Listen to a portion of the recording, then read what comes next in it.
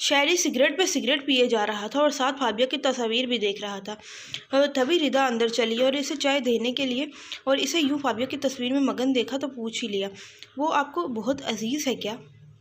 इसका उदास लहजा लफ्ज़ों से ही महसूस होता था। वो फाबिया की बाबत सब जानती थी क्योंकि अब वो मुकम्मल तौर पर शायरी के कमरे में शिफ्ट हो चुकी थी, मगर इसने शायरी और अपने इख्तलाफात की भनक भी घर वालों को पढ़ने ना दी थी, क्योंकि शोहर जितना भी बुरा हो, अच्छी लड़कियाँ इसका मान भरम रख लेती हैं, इसकी आवारगी अपने हमरा बना देती हैं, इसे आया नहीं होने देती। तुम्हें इससे मतलब, तुम जाके अपना काम करो। वो सख्त लहजे में दाड़ा। तो वो वहाँ से चलकर जाए नमाज तक पहुँची और नमाज पढ़ने लगी। शायरी ने इसे गौर से देखा। स्याह चादर के हौले में इसके चेहरे पर एक ऐसा सुकून था जो शायरी को कभी मुयसर ना हुआ था।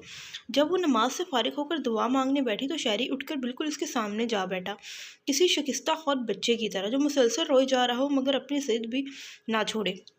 तुम रोज़ नमाज पढ़ती हो ना, तो मेरे लिए दुआ क्यों नहीं करती? इसने हक से पूछा। तो फ़कत इतना ही बोली, रोज़ तो करती हूँ। तो क्या दुआ करती हो? शहरी ने एक नज़र इसकी फैली हथेली पर डाली। अल्लाह आपको खुशियाँ दे। नहीं, तुम दिल से दुआ नहीं करती। अगर दिल से दुआ करती होती तो आज भाभी मुझसे इतना दूर ना होती। तुम दुआ करो ना कि वो मुझे मिल जाए। तुम्हारी दुआ ज़रूर कबूल होगी, मेरी नहीं होती। मैं बहुत बुरा हूँ ना, इसलिए।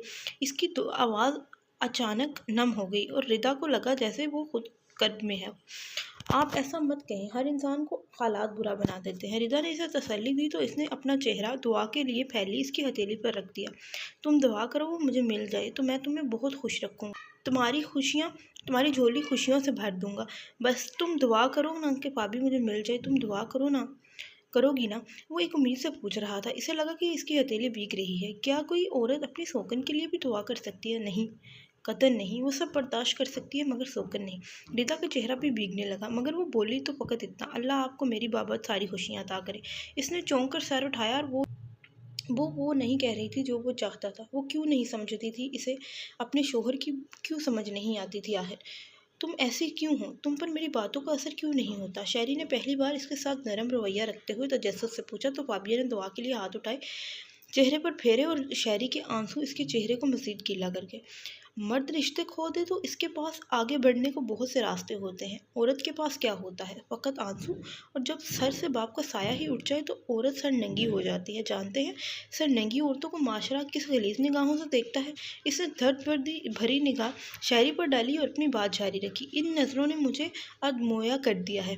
मुझे डैड के जाने के बाद सारे ख़ानदान ने इन्हीं नज़रों से लहू लहान कर दिया था। डैड की जायदाद हासिल करने की खातिर शरीफ भी हरीस बन गए थे और हरीसों की नज़रों में हया थोड़ी होती है जो किसी औरत को इज्जत की निगाह से देखें। इसी वजह से मामू हमें अपने पास ले आए।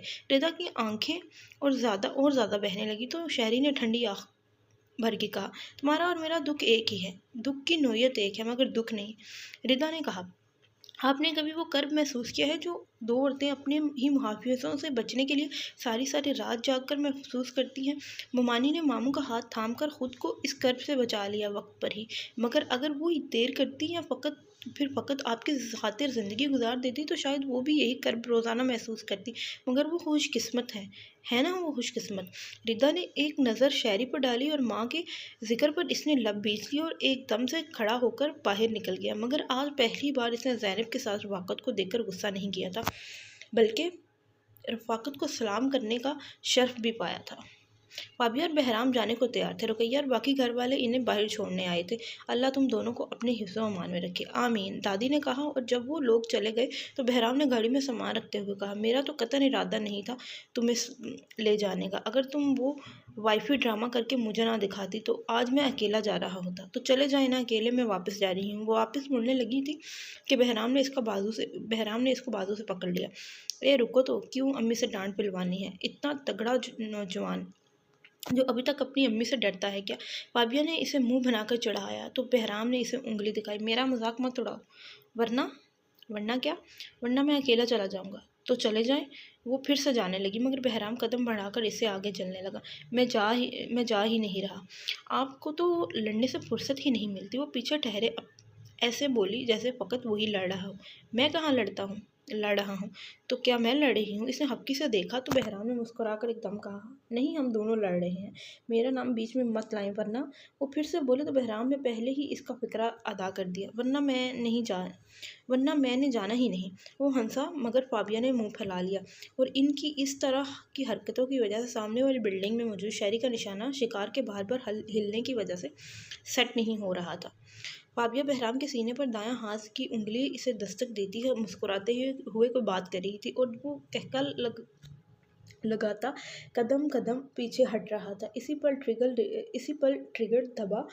हवा में सनसनाती गोली इन दोनों की तरफ बढ़ी और एक हरकत करते कदम थम गए। सारे जहां में सुकूत सा छा गया और परिंदे धड़ से परवाज रोक कर इन दोनों की तरफ देखने लगे। दरख्तों ने हवा को पीछे धकेलकर सुकूत अख्तियार कर लिया और इन दोनों खूस से हैरत से एक दूसरे को देखा। ज़ुबान तालू से चिपक गई, आंखें हैरत से फट गई। ज़माने भर की खामोशी इनके हिस्से में आ ठहरी और चेहरा तासुर जाहिर करने से इनकारी हो गया। और फाबिया एक कदम लड़खड़ा कर पीछे हुई और बाएं तरफ चेहरा मोड़कर अपने कंधे से उबलते इस लाल रंग को छू कर देखना चाहा। बहराम एक झटके में आगे बढ़ा, वो जो होशो हवास खोने को थी, इससे पहले को गिरती बहराम ने इसे संभाल लिया। फाबिया, फाबिया, इसने इसे पुकारते हैरत से इर्द गिर्द को देखा। ये क्या हुआ, कैसे हुआ, कुछ पता ही नहीं चला। बहराम वो कुछ कहना चाहती थी मगर इसकी सांस अटक गई, अल्फाज थम गए, होंठ सिल गए। लोहे के छोटे से गर्म टुकड़े की तकलीफ ने इसे गूंगा कर दिया और इसका सर बहराम की बाहों में ही लड़क गया और वो दूर बैठे शहरी की सांसें यकदम रुक गई। निशाना चूक गया था, पिस्टल हाथ से गिर गया। वो खौफ के मारे लड़खड़ा कर पीछे मुड़ा। इसने ये क्या कर दिया, इसने अपनी भाभी के साथ ये क्या कर दिया। गोली बहराम को लगनी थी, भाभी को कैसे लग गई। और फिर इसने यकदम भागना शुरू कर दिया। सर पट दूर ने इसे खुद से भी बेगाना कर दिया था। इसे बस पता था कि इसे ढूंढना है, बस दौड़ना है और बहुत दौड़ना है। इसने अपनी भाभी के साथ ये क्या कर दिया। भाभी को तकलीफ़ हुई होगी, इसकी तकलीफ़ का सबब वो खुद था। यही ख्याल इसके लिए सुहाने रूह था। बहराम इसे बर वक्त अस्पताल ले आया और घर वालों के साथ आबिद मलिक को भी मुतला कर दिया था। और इस वक्त ऑपरेशन थिएटर में डॉक्टर्स की आमद जारी थी। आबिद मलिक बेंच पर बैठे सर हाथों में रखे परेशान थे और बहराम ज़यान और नवाल को संभाले हुए था, जो मुसलसल खौफ की वजह से रोए जा रहे थे। दादी और रुकैया दुआ में मशगूल थी। ऐसे में बहराम ज़यान और नवाल को एक जगह बिठाकर आबिद मलिक की तरफ आया। इनके साथ बैठकर अदब से गोया हुआ, अंकल आप परेशान न हो, फाबिया ठीक है। वो नहीं ठीक, तुम्हें पता है इसे गन से किस कदर डर लगता है, फिर भी मेरी बच्ची को इसी की तकलीफ सहनी पड़ी। वो इस उम्र में इकलौती बेटी के गम में रो पड़े। तो बहराम ने इन्हें तसल्ली दी, आप परेशान ना हो, वो ठीक हो जाएगी। इनके दरमियान मौजूद दीवार फाबिया की हालत ने गिरा दी थी। अब वो ससुर और दामाद की तरह खुलकर बात कर सकते थे। कुछ पता चला एमी, किसने मेरी बच्ची को इतनी तकलीफ दी। आलम के आते ही आबिद मलिक ने बेचैनी से पूछा तो सर झुकाए बस इतना ही कह सका, अभी तक कुछ पता नहीं चला मगर रिपोर्ट लिखवा दी है मैंने। आबिद मलिक दोबारा बैठ गए तो बहराम रुकैया के पास जाने के लिए उठ खड़ा हुआ। तभी आलम ने इसे पीछे से पुकारा, बहराम सुने। वो रुका तो आलम ने कहा, आई एम रियली सॉरी, मैंने आपको गलत समझा, बिना आपसे मिले। आलम ने शर्मिंदगी से कहा तो बहराम हल्के से मुस्कुरा दिया, अगर मैं आपकी जगह होता तो मैं भी यही करता। आलम ने शर्मिंदगी से झुका सर मज़ीद नीचे कर लिया तो बहराम ने पूछा, आप अंदाज़ा लगा सकते हैं कि गोली किसने चलाई होगी। नहीं, हमारा कोई दुश्मन भी नहीं है, आलम ने बेबसी से कहा तो बहराम बड़बड़ा कर रह गया। शायद कोई मुझे निशाना बनाना चाहता हो, तो आलम ने कहा, पता नहीं। बहराम ने एक खामोश मगर परेशान नज़र आलम पर डाली। इसके बहुत दुश्मन थे मगर कौन था ऐसा जो इस कदर गिर सकता था। बहराम को सोचों में महवर देखकर आलम ने फिर से कहा, अगेन सॉरी, इट्स ओके। वो कहकर फाबिया के एडमिट रूम तक गया और ग्लास डोर से इसे देखते ही बड़बड़ाया, फाबी बस जल्दी से ठीक हो जाओ, मुझे तुमसे बहुत सारी बातें करनी है।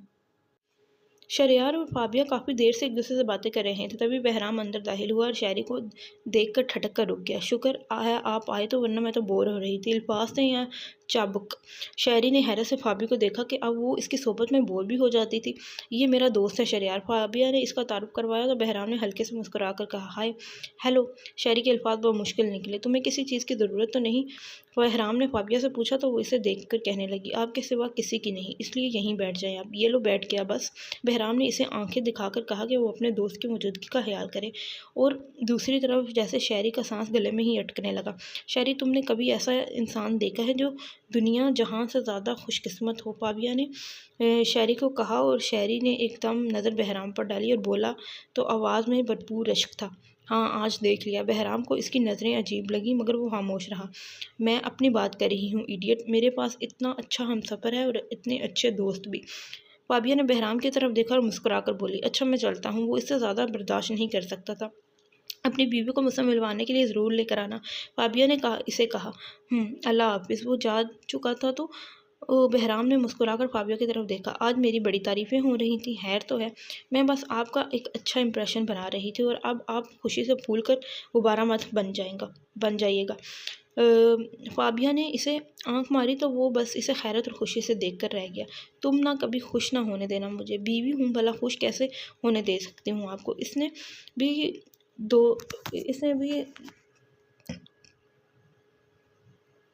इसने भी दो बद जवाब दिया तो इसने भी दोबद्रू जवाब दिया तो बहराम उठ कर खड़ा हुआ। अच्छा तुम आराम करो, मैं डॉक्टर की तरफ से होकर आता हूँ। आज शायद वो तुम्हें डिस्चार्ज कर दे। मुझे भी साथ लेते जाएं, मैं यहाँ पड़े पड़े सड़ गई हूँ। वो तंग कर बोली तो बहराम ने पीछे मुड़कर जवाब दिया, तुम तो पहले ही सड़ी हुई थी, ये कोई नई बात है। और वो मुंह बनाकर रह गई। बहराम बाहर निकला तो शहरी इसे सामने टहलते हुए मिल गया। आप अभी तक गए नहीं? बस जा ही रहा था। शहरी हल्के से हंसा और इसके साथ चलते कहने लगा, फ़ाबी का ख्याल रखिएगा, वो थोड़ी अजीब तबीयत की है, इसे सिर्फ मैं ही हैंडल कर सकता हूँ। आपको पता नहीं कितना तंग करती है। इसने ऐसे अंदाज में कहा कि बहराम को बुरा लगे और इसे वाकई बुरा भी लगा था, मगर बहराम काफ़ी ज़ब्त से गोया हुआ। काफ़ी गहरी दोस्ती है शायद आपकी फ़ाबिया से। हमारी मोहब्बत के चर्चे तो पूरी यूनिवर्सिटी में की ज़ुबान पर थे। बेड़ा गर्क। हमारी मोहब्बत के चर्चे पूरी यूनिवर्सिटी में ज़बान ज़द आम थे। अल्फाज ऐसे थे कि बहराम के कदम थम गए, माथे पर सिलवटें पड़ गईं, अल्फाज पर सख्ती बढ़ गई। मैं समझा नहीं।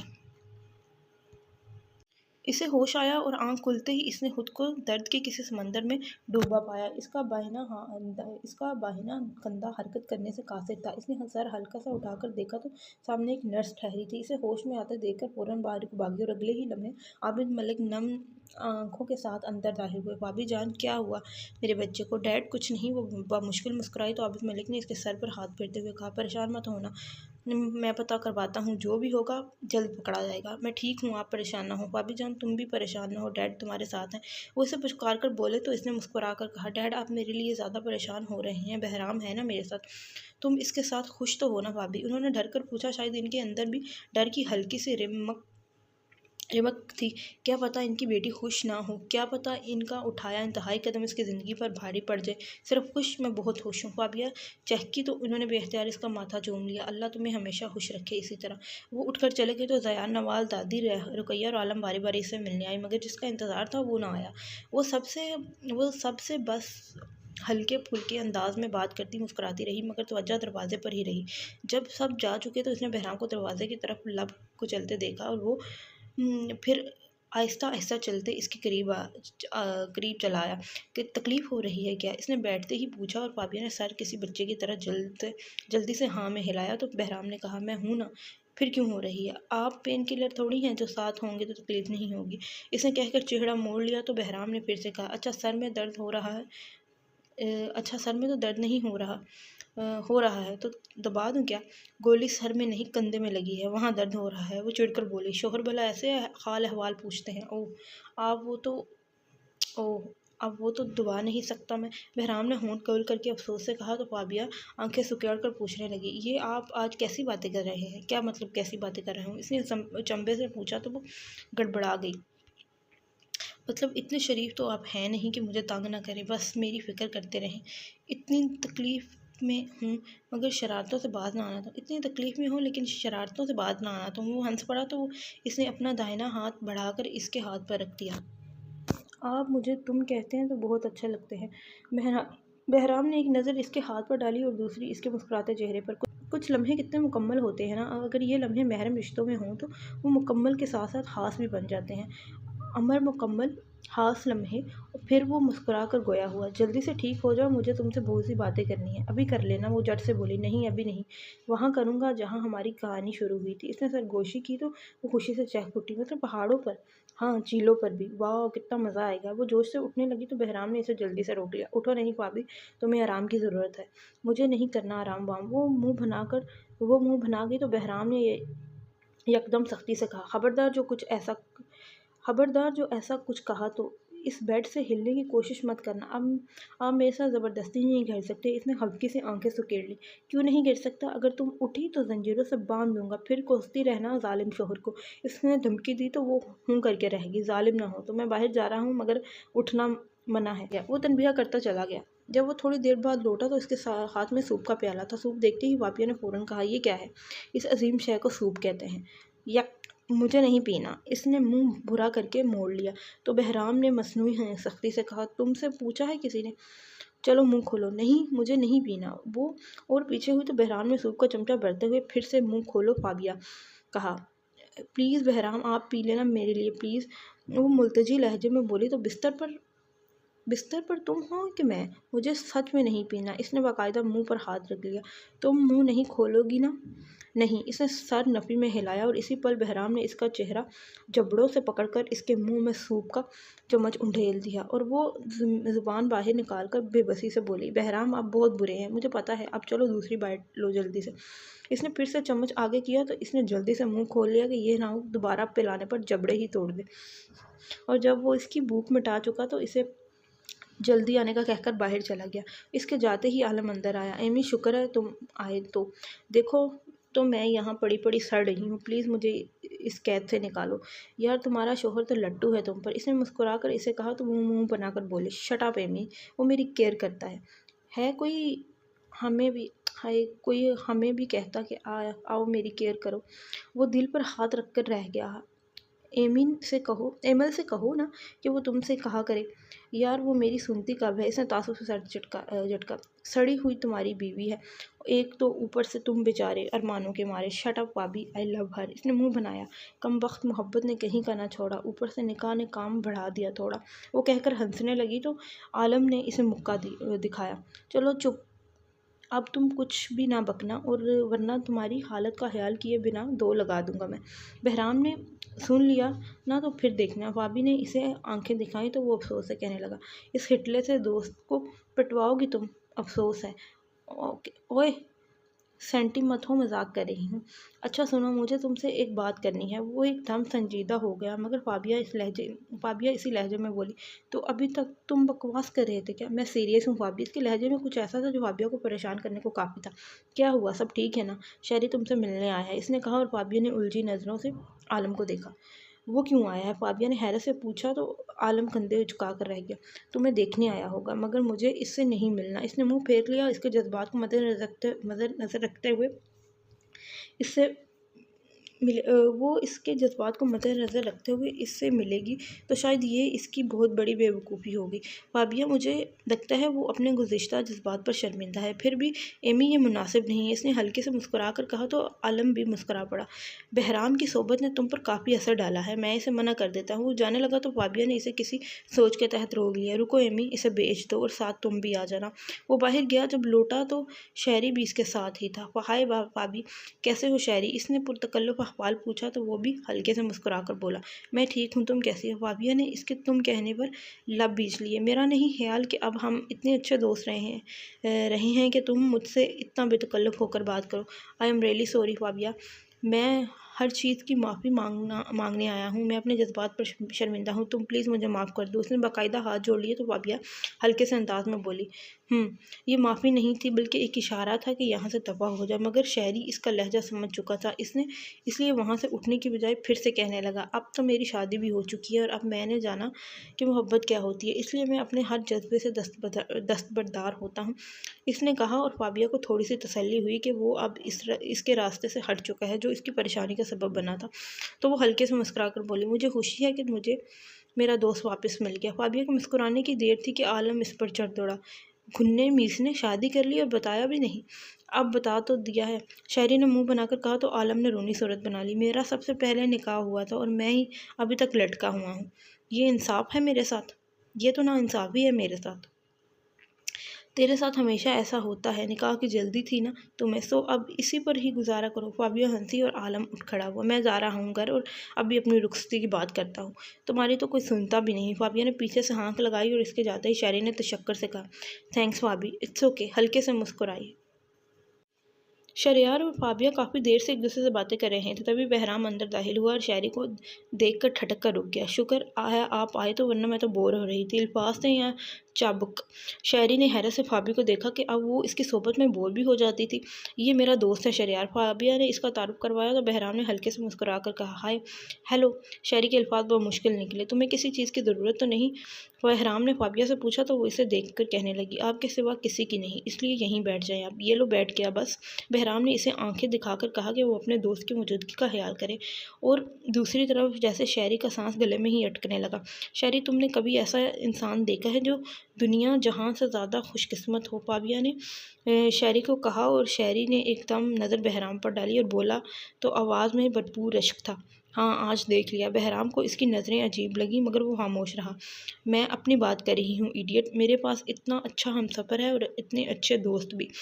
फाबिया ने बहराम की तरफ देखा और मुस्कुरा कर बोली, अच्छा मैं चलता हूँ। वो इससे ज़्यादा बर्दाश्त नहीं कर सकता था। अपनी बीवी को मुझसे मिलवाने के लिए ज़रूर लेकर आना, फाबिया ने कहा। अल्लाह हाफिज़। वो जा चुका था तो बहराम ने मुस्कुराकर फाबिया की तरफ देखा। आज मेरी बड़ी तारीफ़ें हो रही थी, खैर तो है। मैं बस आपका एक अच्छा इंप्रेशन बना रही थी और अब आप खुशी से फूल कर गुब्बारा मत बन जाइएगा। फाबिया ने इसे आंख मारी तो वो बस इसे खैरत और खुशी से देखकर रह गया। तुम ना कभी खुश ना होने देना मुझे। बीवी हूँ, भला खुश कैसे होने दे सकती हूँ आपको? तो इसने भी दोबद्रू जवाब दिया तो बहराम उठ कर खड़ा हुआ। अच्छा तुम आराम करो, मैं डॉक्टर की तरफ से होकर आता हूँ। आज शायद वो तुम्हें डिस्चार्ज कर दे। मुझे भी साथ लेते जाएं, मैं यहाँ पड़े पड़े सड़ गई हूँ। वो तंग कर बोली तो बहराम ने पीछे मुड़कर जवाब दिया, तुम तो पहले ही सड़ी हुई थी, ये कोई नई बात है? और वो मुंह बनाकर रह गई। बहराम बाहर निकला तो शायरी इसे सामने टहलते हुए मिल गया। आप अभी तक गए नहीं? बस जा ही रहा था। शायरी हल्के से हंसा और इसके साथ चलते कहने लगा, फाबी का ख्याल रखिएगा, वो थोड़ी अजीब तबीयत की है, इसे सिर्फ मैं ही हैंडल कर सकता हूँ। आपको पता नहीं कितना तंग करती है। इसने ऐसे अंदाज में कहा कि बहराम को बुरा लगे और इसे वाकई बुरा भी लगा था। मगर बहराम काफ़ी ज़ब्त से गोया हुआ। काफ़ी गहरी दोस्ती है शायद आपकी फाबिया से। हमारी मोहब्बत के चर्चे पूरी यूनिवर्सिटी में ज़ुबान ज़द आम थे। अल्फाज ऐसे थे कि बहराम के कदम थम गए, माथे पर सिलवटें पड़ गईं, अल्फाज पर सख्ती बढ़ गई। मैं समझा नहीं। आपको नहीं बताया कि फाबी हम दोनों एक दूसरे से मोहब्बत करते थे, शादी का सोच ही रहे थे कि वो आपसे मिली और आप इसे मुझसे ज़्यादा पसंद आ गए। शायरी ने अफसोस से कहा जैसे फाबिया ने इसे बेखबर रखकर गुनाह अजीम कर दिया हो। इसके तासुरात देखते हुए फिर से शुरू हो गया। वो लोगों से जल्द उकता जाती है, शायद मुझसे रिलेशनशिप करते भी उकता गई थी। वो चेंज के लिए आपकी तरफ लौट आई, शायरी ने कहा और बहराम ने माथे पर आया पसीना साफ किया। यकदम दिल घबराना लगा और टांगें चलने से इनकारी हो गई और धड़कन जैसे रुक गई हो। फाबिया ऐसी नहीं हो सकती, इसकी फाबिया भला ऐसी कैसे हो सकती है? वो तो फ़कत इसी पर जान छिड़कती है, वो कैसे ऐसी हो सकती है? मुझे थोड़ा काम है, बहराम कहकर आगे बढ़ गया मगर इसकी चाल में बेयकीनी भरी लड़खड़ाहट वाज़ेह थी। ओके फिर मिलते हैं, शायरी ने जुमानी कहते लहजे में कहा और शातिराना लहजे में हंसा। जब घी सीधी उंगली से न निकले तो फ़कत उंगली ही नहीं बल्कि पूरा हाथ टेढ़ा करना पड़ता है। वो डिस्चार्ज हो चुकी थी तो आबिद मलिक ने चाहा कि वो इसके साथ जाए मगर फाबिया इन्हें मना करके अपने ससुराल आ गई। बहराम के रवैये में अजीब खिंचाव सा था मगर इसने ज़्यादा तवज्जो ना दी। मगर जब से वो कमरे में आई थी वो चुप था, जैसे अपनी ही सोचों में मगन हो। तो इसने इसे आवाज़ दी, बहराम मेरी दुआएं उठा दे।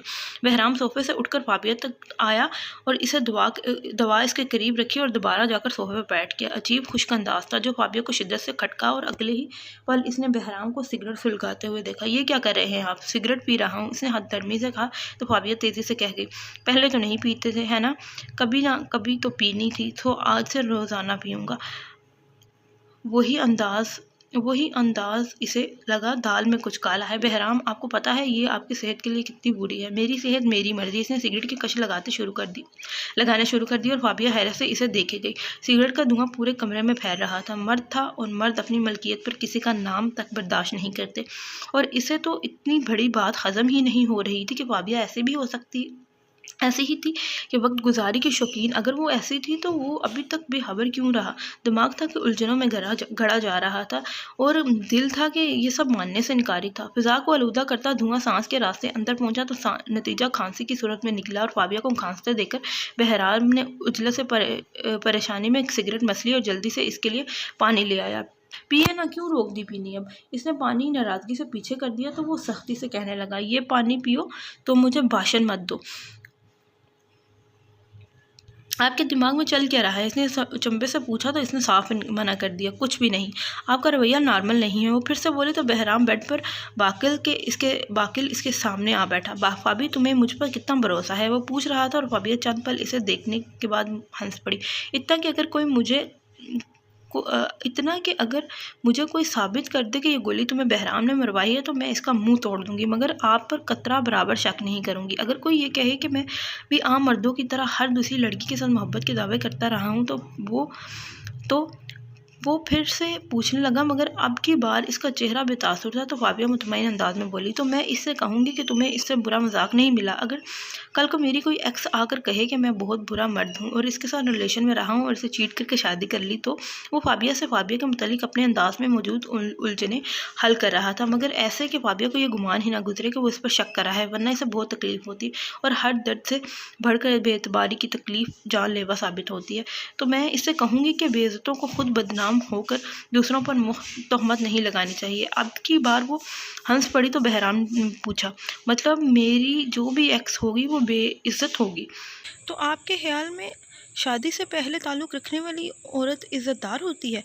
और इन अल्फाज ने जैसे बहराम के सुलगते दिल पर बारिश की फुनहार कर दी और वो पूरे दिन में पहली दफ़ा मुस्कुराया। इसे फाबिया के मुतालिक ऐसा नहीं सोचना चाहिए। वो तो ऐसी थी जैसे ताज़ा खिला गुलाब, जिसकी सोचें ऐसी हों वो भला बदख्याल की मुर्तकिब भी हो सकती है। क्या अब चलन होना तो दूर की बात। ऐसा अच्छा, अगर मैं दूसरी शादी कर लूँ तो? अब की बार इसने चढ़ाने वाले अंदाज में कहा, गर्दन उड़ा दूंगी इस औरत की जो एक शादीशुदा मर्द पर डोरे डालकर इसका घर बर्बाद करने की कोशिश करेगी। वो एकदम गुस्से से चलाई तो बहराम ने कानों को हाथ लगा लिया, यार तुम तो होनहार बिल्ली से भी ज़्यादा जालिम हो, तौबा तौबा, कुछ ऐसा ही समझ ले। वो भी इसका मतलब समझकर मुस्कुरा दी। चंद पल ऐसे ही गुजरे तो बहराम ने इसका हाथ पकड़ के अपने हाथ में लिया। अच्छा ये बताओ, तुम्हें मुझ पर इतना भरोसा क्यों है? जो शख्स अपने महरम रिश्तों की इतनी इज्जत करता हो वो ना महरम औरत को आंख उठाकर भी नहीं कैसे देख सकता है? फाबिया कहकर हल्की सी मुस्कुराई और अपने हाथ पर मौजूद इसके हाथ पर अपना हाथ रख दिया। ये हाथ पर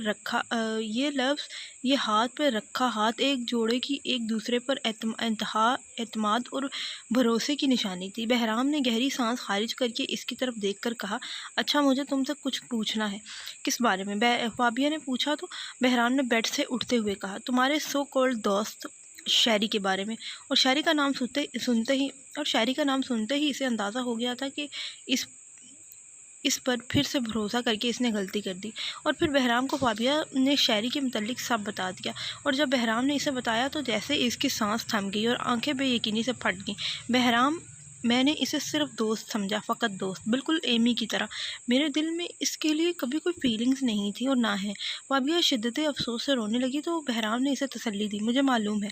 फाबिया कुछ पल इसे देखती रहेगी, जो इतनी बड़ी बात सुनकर भी इसे बदगुमान नहीं हुआ था। आपको मुझ पर कितना भरोसा है? फाबिया ने आंसू पोंछकर पूछा, इतना कि अगर तुम कत्ल करके भी आओ तो मैं तुम पर ज़रा बराबर शक ना करूं। वो कहते साथ उठ खड़ा हुआ। सच में? इसने हैरत से इसे देखा, मगर वो मुड़कर शरारत से मुस्कुराने लगा। नहीं, झूठ बोल रहा हूँ, मैं सीरियस हूँ बहराम। फाबिया ने हल्की से आंखें दिखाई और इसने जवाबन ड्रामाई अंदाज में कहा, ओह अच्छा, मुझे पता नहीं था। वो फिर से सोफे पर जा बैठा तो फाबिया ने इससे कहा, एमल की रुखसती है कल, मतलब आलम भी अपनी खुशियाँ कुर्बान कर रहा है। इसने फाइल से सर उठाए बिना इसे छेड़ा। हाँ, जैसे आपने कर रखी हैं। वो मुंह बना गई तो बहराम ने कहा, अच्छा तो अब तुमने आलम की शादी पर जाना है? बिल्कुल, वो भी आपके साथ। वो चहकी तो बहराम ने हामी भर ली। चलो चलेंगे, पक्का ना? हाँ पक्का, मगर एक शर्त पर। तुम अब आराम करो और जल्दी से ठीक हो जाओ। इसने इसे सख्ती से कहा और वो एतमाद के साथ बोली, मैं तो बस हो ही गई ठीक, गुड नाइट। अपनी तरफ से गुड नाइट कहकर वो फिर से काम में मगन हो गया, मगर चंद मिनटों बाद आवाज़ आई, बहराम ने सर उठाया तो वो बेड पर आलती पालती बैठी थी। मैं एक दफ़ा शहरी से मिलना चाहती हूँ, अगर आप इजाज़त दे तो। इसने झिझक कर पूछा, क्या पता वो इनकार कर दे, मगर जवाब इसकी तवक्का के बरक्स था। मेरी इजाज़त की क्या ज़रूरत है, मुझे तुम पर पूरा भरोसा है। थैंक्स बहराम, मुझे इतना सारी खुशियाँ देने के लिए। वो कहकर फिर से बिस्तर में घुस गई तो बहराम ने मुस्कुराकर कहा, मोस्ट वेलकम। मेरा दिल नहीं लग रहा, मुझे कहीं बाहर ले चले ना। चंद लम्हों बाद कमरे में फाबिया की बोर आवाज़ गूंजी और बहराम ने अपना सर पकड़ लिया। अपनी हालत देखो, प्लास्टर गले में लटका है, मस्ती सूझ रही है, कोई ज़रूरत नहीं है, आराम करो। यूं कहे ना, यूं क्यों नहीं कहते कि काम में मसरूफ़ हूँ। वो बुरा मान गई थी। पता है, जैसे तुम्हारे नखरे हैं, अगर तुम किसी और के पल्ले बन जाती तो अब तक तुम अपने शोहर से कुछ खा लेती या उसे कुछ खिला चुकी होती। ये तो मेरी हिम्मत है जो मैं अभी तक गंजा नहीं हुआ। इसने महसूस होकर कहा और वो मुंह बिगाड़ गई। मैं क्या अब इतनी बुरी हूँ जो आपके बाल नोचकर आपको गंजा कर दूंगी? तुमसे कुछ भी भेद नहीं। चलें जाएं, मैं नहीं बोलती आपसे। वो मुंह फेर कर घबकी से लेट गई। सो गई क्या फाबी? चंद लम्हों बाद वो बेड के पास करीब ठहरा कह रहा था, मगर जब जवाब न मिला तो वो आगे को जाने लगा। चलो ठीक है, मैं अकेले ही बाहर चला जाता हूँ। नहीं, मैं उठ गई हूँ। एक झटके से उठी और इसके पीछे आई, और अब वो दोनों आइसक्रीम हाथों में लिए फुटपाथ पर चल रहे थे। तुम्हें मुझसे मोहब्बत कब हुई फाबी? तब जब मैंने आंखें बंद करके पहली दफ़ा आपको मट्टी पर तराशा था, कई साल पहले, इसने मुस्कुराकर कहा। तो बहराम ने मुस्कुराकर पूछा, तुम मेरे साथ खुश तो हो ना? नहीं, बिल्कुल भी नहीं। आप जैसे शोहर के साथ कौन खुश रह सकता है? इसने मुंह बनाकर कहा। तो बहराम ने इसे हल्के से देखा। मैंने तुम्हें यहीं छोड़कर चले जाना है। चले जाएं, मुझे घर का रास्ता मालूम है। वो हनूस शरारत से मुस्कुराती रही तो वो कहकर आगे चलने लगा। ठीक है बाय। अभी वो थोड़ी दूर ही गया था कि आवाज़ आई, आउच। इसने देखा वो अपना कंधा थामे बैठी थी, शायद इसे तकलीफ़ हो रही थी। वो दौड़कर इसके पास आया। क्या हुआ? कहा था ना मत आओ, मगर तुम सुनती कब हो किसी की? वो इसे देखकर एकदम खिलखिलाकर हंसी। मैं मजाक कर रही थी। बहराम में लब बीच लिए और इसे सख्ती से देखा। कोई ऐसा मजाक भी करता है क्या? वो उठकर जाने लगा तो वो इसके पीछे आई। अच्छा सॉरी ना, मैं तो ये देख रही थी कि आपको मेरी कितनी फ़िक्र है। मुझे तुम्हारी बिल्कुल भी फ़िक्र नहीं है। वो खफा से अंदाज में आगे चलता गया।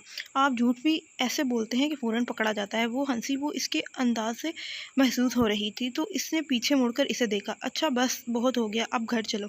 वो घर पहुंचे तो वो अभी तक नाराज़ था। सोफे पर छोड़ी गई फाइल्स दोबारा खोलनी। सॉरी, वो बेड पर बैठकर बोली तो इसने फ़ौरन कहा, मुझे काम करने दो। काफ़ी लाऊं क्या आपके लिए? इसने ऑफ़र की। फाबी सो जाओ। आप मुझसे नाराज़ रहेंगे तो मेरे फरिश्ते शोहर को नाराज़ करके सोने पर सारी रात मुझे कोसते रहेंगे। वो कंबल खींचकर खुद पर तानते हुए मसनूई हफ्की से बोली तो वो एकदम हंस पड़ा। ये तुमसे किसने कह दिया? आप माफ़ कर रहे हैं या नहीं? कर दिया, एक दफ़ा नहीं 1000 दफ़ा कर दिया। इसने बाकायदा हाथ से इशारा करके कहा। सड़े हुए मुंह के साथ माफ़ी कबूल नहीं होती। तुम्हें मैं सड़ा हुआ लगता हूँ? इसने हफ्की से आंखें दिखाई तो वो लब दांत तले दबाए आंखें झुकाए शरारत से बोली, नहीं तो आप मुझे किसी सल्तनत के शहजादे लगते हैं और तुम मुझे इस सल्तनत की कबाड़ियाँ लगती हो। वो इसी तरह हंसा तो वो जवाबन कहका लगाकर कहने लगी, खुशकिस्मत कबाड़ियाँ जो शहजादे की शहजादी बन गई। बाहर से गर्दन अकड़ाई। तुम बात को घुमाकर फिर अपने हक में ले आती हो बस। क्यों, मैं आपकी शहजादी नहीं हूँ क्या? वो पूछने लगी। नहीं, बल्कि तुम मेरी मलिका हो। और अब प्लीज़ मलिका साहिबा, अपने शोहर को काम करने दो और सो जाओ। जो हुक्म आली जनाब। हुक्म की तामील करते वो फ़ौरन सो गई, मगर बहराम फाइलों में सर दिए मुस्कुराता रहा। अभी चंद लम्हे ही गुजरे से फिर से आवाज़ आई, आपने मुझे माफ़ कर दिया ना फाबी? इसने अब की बार दांत चबाकर कहा तो फाबिया ने मुस्कुराकर हाथ ऊपर उठा लिए। ओके ओके, सो रही हूँ बाबा। आलम के वलीमे के फंक्शन पर जाने के लिए वो पार्लर से तैयार होकर निकली तो बहराम को अपना मुंतज़िर पाया। सुरख और स्याह इम्तजाज के टखनों तक आते फ़राक और हम रंग दुपट्टा, बाजू पर फैलाए खूबसूरत ज्वेलरी और मेकअप के साथ बहराम ने इसे पहली बार देखा और इसकी नज़र वहीं अटक गई। ऐसे क्यों देख रहे हैं? देख रहा हूँ कि ब्यूटिशन भी जादूगर से कम नहीं होती, सीधी सादी लड़की को भी शहजादी बना देती हैं। तो आप मेरी तारीफ़ कर रहे हैं? वो खुश हुई। नहीं, ब्यूटिशियन की तारीफ़ कर रहा हूँ। बहराम ने इसे छेड़ा तो फाबी ने इसे अपना क्लच दे मारा। Very funny. वो शादी हाल पहुँचे। आलम और एमल से मिलने के बाद वो बहराम से इजाज़त लेकर शायरी को ढूंढने निकल पड़ी, जो इसे ज़रा सी देर में ही मिल ही गया था। हाथ में गिलास थामे ब्रांडेड सूट के साथ वो पुरअतमाद और महफिल की अफरा तफरी से बेनियाज लगता था। शायरी कैसे हो? वो फाबिया की आवाज़ पर चौंक कर मुड़ा। खुशगवार हैरत से इसे देखकर कहा, हाय फाबी, यू आर लुकिंग अमेजिंग। इतने खुले अंदाज में तो मैं बहराम ने भी तारीफ़ नहीं की थी। ये क्यों कर रहा था? और इसका तारीफ़ करना फाबिया को जहर लगा। दिल चाहा मुंह नोच ले इस खबीस का। तुम्हारी वाइफ नहीं आई? इसने जब से पूछा तो वो चेहरे पर ज़बरदस्ती मुस्कुराहट सजा गया। ज़ुरैदा को ऐसे फंक्शन पसंद नहीं, या तुम इसे लेकर नहीं आए? इसने आंखें चुंदे आईं। क्या मतलब? तुमने बहराम से मेरे बारे में क्या कहा है? वो अचानक मुद्दे पर आई और शायरी पल भर को साकित रह गया। इसे बहराम से ये उम्मीद नहीं थी, मगर इसने खुद को संभाल ही लिया। Fabia, I really love you. इस बहराम में ऐसा क्या है जो मुझ में नहीं है? वो मिन्नत भरे लहजे में कह रहा था। तुम खुद खाक हो कर अपनी ज़ात का चांद से मुआवजा कर रहे हो। How sweet. वो तंदन चीही। फाबिया, मैं तुम्हें कैसे राज़ी करूँ, तुम ही बता दो। वो रूहान सा हुआ। ठीक है, मैं तुम्हारी हुई, मगर मेरी कुछ शराइत हैं। वो सीने पर बाजू लपेट कर तहम्मुल से बोली, मुझे तुम्हारी हर शर्त मंजूर है। जैसा कि तुम जानते हो कि मेरे शोहर बहराम को अब मेरी इतनी आदत हो चुकी है कि वो अब अपना काम खुद नहीं कर सकते। अगर मैं चली गई तो इनके काम कौन करेगा? सो पहले इसकी शादी कर दो तुम। इसने मुस्कुराकर हल पेश किया और शायरी खुश हो गया। ये कौन सी बड़ी बात है, ये तो चुटकियों में हो जाएगा। और फिर फाबिया ने असल पत्ता फेंका, अब मैं सोतन तो बनकर नहीं जाऊँगी, क्यों ना रिदा को ही बहराम की ज़िंदगी में ले आए। फाबिया, शहरी हैरत से चीहा, जैसे फाबिया से इसे ये उम्मीद ना हो। चिल्लाओ मत शहरी, मैंने तुम्हें मशवरा दिया है। इसकी मुस्कुराहट हनूस बरकरार थी, दिल जलाने वाली मुस्कुराहट। मेरी बीवी के बारे में कुछ भी मत कहना। वो फिर से उंगली उठाकर चीहा तो वो इससे भी ज़्यादा आवाज़ में चीही, चाहे तुम दूसरों की बीवियों को लूज़ करैक्टर साबित करते रहो, मुझे तुमसे मोहब्बत है, मगर आइंदा रिदा के बारे में मैं कुछ कहा तो मैं तुम्हारा लिहाज नहीं करूँगा। वो इसे तनबीह कर रहा था। तो क्या तुम मुझे सोतन बनाकर ले जाओगे शहरी? तुम मेरे साथ रहना चाहो या न रहना चाहो, मगर रिदा के लिए मैं ऐसा सोच भी नहीं सकता, और आइंदा अपनी ज़ुबान से इसका नाम भी ना लेना। वो कहकर रुक सकता भी नहीं था, क्योंकि बच्चे, शोहर और बीवी का ताल्लुक चाहे जैसा भी हो, कभी भी कोई भी मर्द, चाहे किसी मसलक या किसी मज़हब से क्यों ना हो, वो अपनी इज़्ज़त को किसी दूसरे मर्द के साथ सोच भी नहीं सकता। अमल करना तो दूर की बात है। बड़े गुस्से में था बहराम ने फाबिया के करीब आकर हैरत से कहा, बस आपकी बीवी के समझाने का तरीका ही कुछ ऐसा था, इसने गरूर से कहा, और जवाबन बहराम हंस दिया। Not bad Mrs Bahram Ali, शुक्रिया शुक्रिया।